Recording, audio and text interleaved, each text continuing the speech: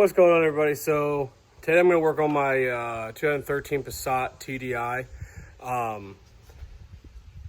It wasn't starting and we thought the battery is bad, so I got a new battery and it still doesn't start, and the codes just keep coming up as starter won't engage. So what I'm going to do today is I'm going to take the starter out and I'm going to show you what I did in order to do it, because I couldn't really find anything on it and everything else is different. So this is what I'm going to do, and let's get after it.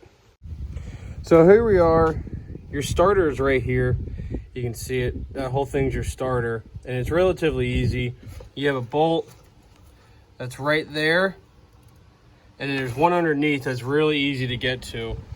All you gotta do is take out your air in box or your cold air intake.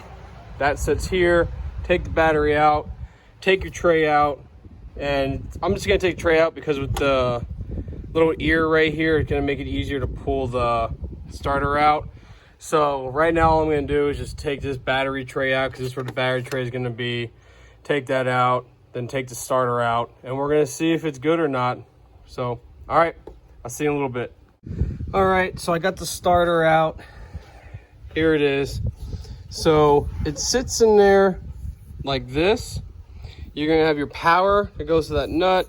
You're gonna have a plug-in that's there, a bolt on top that's easy to get, and a bolt right there in the bottom that's easy to get. You can see the bolt right there on the bottom, and then the other bolt is right there on top, and it just pops right out.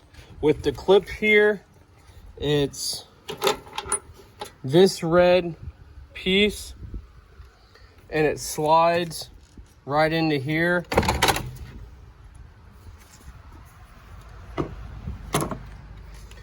And that red piece just slides right into here. I just took a flathead screwdriver, pushed it all the way out, and that's it. You don't have to take the engine ground out. This goes to here, but I did it just to get out of my way, just made it easier. But yeah, that's it to take it out.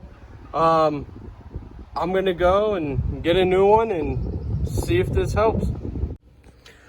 All right, so that was easy enough. Got the new starter in, just that bolt right up top there. There's one directly right underneath. You just jack the car up and get it. Put this clip back on, put the positive on there. I sanded the cable here a little bit just so a better connection. Sanded the chassis ground from the engine to the actual frame itself. Now it's just time to put the battery tray back in, get the air intake in, and start it up. It's running. It wasn't a bad starter.